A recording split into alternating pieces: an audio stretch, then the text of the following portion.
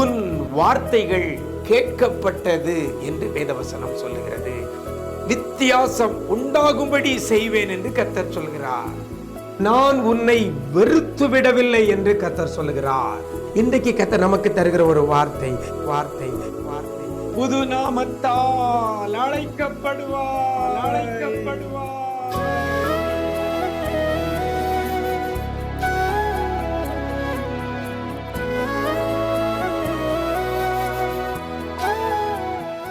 கிறிஸ்துவில் பிரியமானவர்களே, ஆண்டவரும் இரட்சகருமாகிய இயேசு கிறிஸ்துவின் ஈடு இணையற்ற நாமத்தில் உங்களுக்கு அன்பின் வாழ்த்துக்கள்.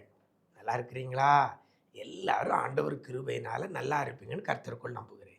இன்றைய விசேஷித்த வார்த்தை நிகழ்ச்சி மூலமாக இன்றைக்கு இந்த வேதத்திலிருந்து ஒரு வார்த்தையை உங்கள் முன்னால் வைக்கிறேன். ஏசாயா தீர்க்கதரிசியின் புஸ்தகம் 62ஆம் அதிகாரம் 2ஆம் வசனத்தில் பின்பகுதி இவ்வாறாக சொல்லுகிறது: புது நாமத்தால் நீ அழைக்கப்படுவாய் என்று வேதவசனம் சொல்கிறது.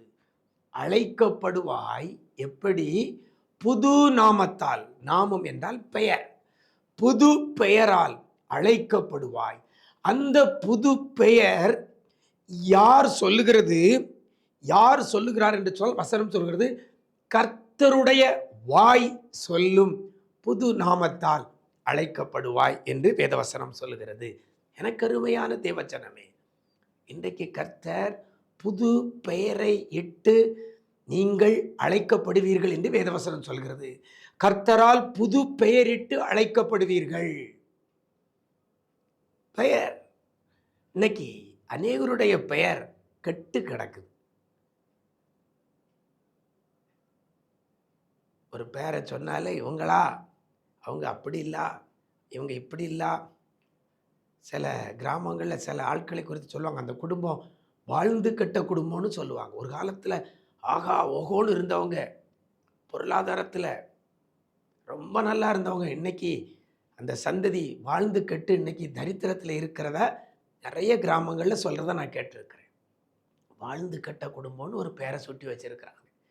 சிலரை எடுத்துக்கொண்டால் தரித்திரத்தில், கடனில், அநேக பணங்களை சூதாட்டத்தில் இழந்து, தவறான வழியில் பணங்களை செலவழித்து, பணத்தை எல்லாம் இழந்து கடனில் இருக்கிற நபரை பார்த்து சொல்லுவாங்க, இன்னார் கடன்காரன் என்று சொல்லி.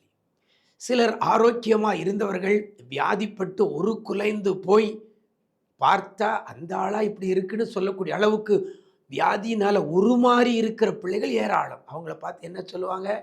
நான் வராருப்பார் நோயாளி அப்படின்னு சொல்கிறாங்க. உலகம் மனிதர்களுக்கு வீழ்ந்து போன நிலையில், தாழ்ந்து போன சூழ்நிலையில், வியாதிப்பட்ட சூழ்நிலையில், இழந்த நேரத்தில் ஒரு பேரிடுகிறது, பேரிட்டு அழைக்கிறது. ஆனால் என் ஆண்டவர் அவருடைய வாய் ஒரு நாமம், ஒரு பெயர் சொல்லுகிறார். அந்த பெயரிட்டு அவர் அழைக்கிறார். அது புது நாமமாயிருக்கும். இன்னைக்கு உங்களை குறித்து ஏதோ ஒரு பெயரை இப்படி சூட்டியிருக்காங்களா? ஒரு பட்ட பெயரை சூட்டி, இன்னார் இப்படி, இன்னார் இன்னார் இவர் இப்படி. கவலைப்படாதங்க, என் பெயர் கெட்டு போய் கிடக்குதேன்னு சொல்லி நினைக்கிறீங்களா? இன்றைக்கு ஆண்டவர் சமூகத்தில் உங்கள் ஒப்புக்கொடுங்க. கடன்காரன், நோயாளி, ஏமாற்றுக்காரன், எத்தன், பித்தலாட்டக்காரன், வாழ்ந்து கெட்டவன், பிறர் வாழ்வை கெடுத்தவன், இப்படி பல பேர் உங்களுக்கு உலகம் வச்சிருக்கலாம். ஒருவேளை நம்ம அப்படி நடந்ததுனால, அப்படி செஞ்சதுனால கூட பேர் வச்சிருக்கலாம். என் பேர் கெட்டு போய் கிடக்கேன்னு சொல்லி கவலைப்படுறீங்களா? உலகம் நம்ம செய்கிற தவறை சுட்டி காட்டி, மிகைப்படுத்தி, பெரிதுபடுத்தி, நம்மளை புது பேரை வச்சு நம்மளை இன்னும் வேதனைக்குள்ளாக வழி நடத்துகிறது தான் அந்த உலகம். இந்த சுச்சுவேஷனில் நிறைய பேர் நீங்கள் இருக்கிறீங்க. அதனால தான் இந்த வார்த்தையை கர்த்தர் உங்களுக்கு தருகிறார். என் பேர் கெட்டு போய் இருக்கிறது, என் பேர் சீரழிஞ்சு போய் இருக்கிறது, என் பேரை நானே கெடுத்துக்கிட்டேன், என் பேரை மற்றவர்கள் கெடுத்துட்டாங்க, வேணும்னே பொறாமையில் கெடுத்துட்டாங்க, அப்படி சொல்கிறீங்களா? கவலைப்படாதங்க. நீங்கள் கெடுத்திருந்தாலும், உங்களை சுற்றி இருக்கிற பிள்ளைகள் உங்களுடைய பேரை, உங்களுடைய நாமங்களை கெடுத்திருந்தாலும் சரி, இன்றைக்கு என் ஆண்டவருடைய வார்த்தை உங்களுக்கு நேராக வருகிறது.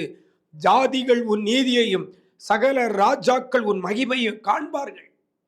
ஏன்னா கர்த்தருடைய வாய் சொல்லும் புது நாமத்தால் நீங்கள் இன்னிலிருந்து அழைக்கப்பட போறீங்க. கர்த்தருடைய வாய் சொல்லும் புது நாமம். உலகத்தான் சொல்ற அவன் வாயிலிருந்து சொல்ற பெயர் அல்ல.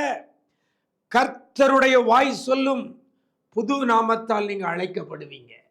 அவர் ஒரு நாமம், ஒரு பெயரை சூட்டுவாரையானால், அவர் ஒரு பெயரை சொல்லி அழைப்பார்களே ஆனால், அதுக்கப்புறம் அந்த பெயர் தான் நிற்குங்க. உலகம் உங்க மேல வீண் பழியா சுமத்தின அந்த அவப்பெயர் நிற்காது. கர்த்தர் சொல்லும், கர்த்தருடைய வாய் சொல்லும் புது நாமத்தால் என்ன செய்வாய்? நீ அழைக்கப்படுவாய். கர்த்தர் என்ன பேரை சொல்லிட்டாரோ அந்த பேரை வச்சுதான் எல்லாரும் உங்களை அழைக்க போறாங்க. கர்த்தர் வாய் சொல்லும், கர்த்தருடைய வாய் சொல்லும் புது நாமத்தால் அழைக்கப்படுவாய். குடிகாரன்னு பேர் வச்சிருக்காங்களா? இன்னைக்கு ஆண்டவர் உங்களை பார்த்து சொல்லுகிறார், புது நாமம், புது நாமம், புது நாமம். அவர் வச்சப்புறம் இனி ஒருத்தவங்களை குடிகாரன்னு சொல்ல முடியாது. எனக்கு அருமையான தேவச்சனமே, உங்க வாழ்க்கையை ஆண்டவர் சமூகத்தில் ஒப்பு கொடுங்க. அந்த வசனத்தில் பார்த்தீங்கன்னா, உன் நீதியையும் உன் மகிமையும் காண்பார்கள். அப்படின்னா நாம நீதியாய் நடக்கணும், நாம நீதியாய் நடக்கணும். கர்த்தர் பார்வையில் நீதியானவைகளை செய்யணும். இதுவரைக்கும் அநீதி செஞ்சு அவ பெயரை பெற்றிருக்கலாம். இன்னைக்கு நீதி செய்ய பழகுங்கள். கர்த்தருடைய நீதியின்படி நடங்கள். கர்த்தர் வெறுக்கிறவைகளை வெறுத்து தள்ளுங்கள். கர்த்தர் விரும்புகிறதை செய்யுங்கள். அப்படி செஞ்சா கர்த்தருடைய வாய் சொல்லும் புது நாமத்தால் இனி நீங்கள் அழைக்கப்படுவீர்கள். அவ பெயர் மாறப்போகுதுங்க. ஆண்டவருடைய நீதியை நிறைவேற்றுங்கள். ஆண்டவர் காட்டுற வழியில நடவுங்கள். கர்த்தர் உங்களுக்கு புது வாழ்வை தருவார், புது நாமத்தை தருவார். அவர் ஒரு நாமத்தை, கர்த்தருடைய வாய் ஒரு நாமத்தை சொல்லும். அந்த நாமத்தால தான் இனி நீங்க அழைக்கப்படுவீங்க. அந்த நாமத்தால தான் நீங்க அழைக்கப்படுவீங்க. பழைய பெயரெல்லாம் சொல்லி உங்களை இனிமே அழைக்க முடியாது. பேதுருவுக்கு அப்படி ஒரு பெயர் வச்சிருந்தா மறுதலித்தவன் அப்படின்னு தான் பெயர் வச்சிருக்கணும். இயேசுவையே மறுதலித்தவன். ஆனா அந்த பேரு நிக்கலையே. அவன் தன் தவறை உணர்ந்து ஆண்டவர் சமூகத்தில் தன்னை அர்ப்பணித்த போது மனங்கசந்து அழுத பின்பு கர்த்தர் அவனை வேற லெவல்ல தானே பின்னால நடத்தினாரு.